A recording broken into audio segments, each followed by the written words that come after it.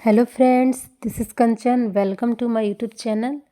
तो चलिए फ्रेंड्स, आज हम लोग हड़प्पा सभ्यता के कुछ महत्वपूर्ण प्रश्नों तथा उत्तर के बारे में जानते हैं, जो कि वन लाइनर क्वेश्चन आंसर है। तो चलिए स्टार्ट करते हैं। तो सबसे पहला हमारा है, हड़प्पा सभ्यता में कौन सी दो मुख्य फसल पाई गई है। तो हड़प्पा सभ्यता में कौन सी दो मुख्य फसल पाई गई है, इसके बारे में जानते हैं। तो दो मुख्य फसल थी, गेहूं और जौ। कौन सी थी? गेहूं और जौ। दूसरा हम लोग देखते हैं कि हड़प्पा कालीन नगरों एवं शहरों को किस प्रकार बांटा गया था। हड़प्पा कालीन शहरों तथा नगरों को किस प्रकार बांटा गया था? तो बांटा गया था आयताकार खंडों में। हड़प्पा सभ्यता के जो नगर थे और शहर थे, उसे आयताकार खंडों में बांटा गया है। तीसरा हम लोग देखते हैं कि हड़प्पा संस्कृति की मुख्य विशेषता क्या थी। तो हड़प्पा सभ्यता की मुख्य विशेषता क्या थी? तो वहाँ की विशेषता थी नगर योजना प्रणाली। कौन सी विशेषता थी? नगर योजना प्रणाली की विशेषता थी। चौथा हमारा है स्वतंत्रता प्राप्ति के बाद सर्वाधिक हड़प्पा कालीन स्थलों का पता कहाँ से चला है।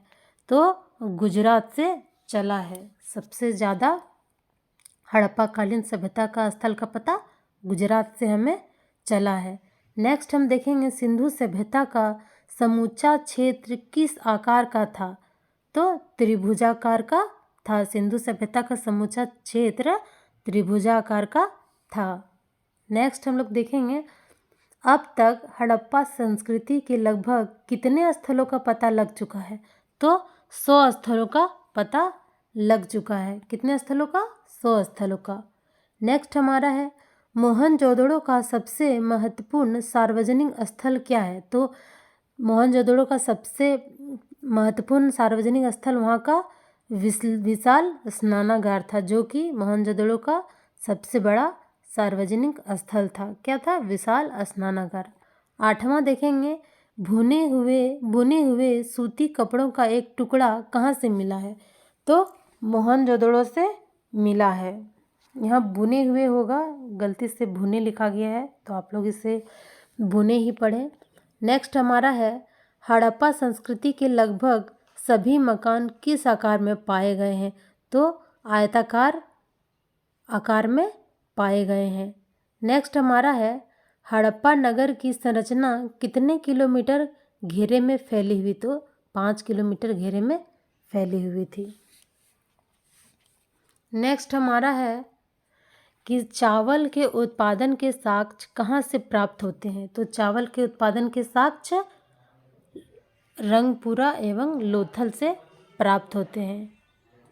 नेक्स्ट हमारा है हड़प्पा काल की ज़्यादातर मोहरें किस प्रकार की होती थी। तो वर्गाकार की होती थी।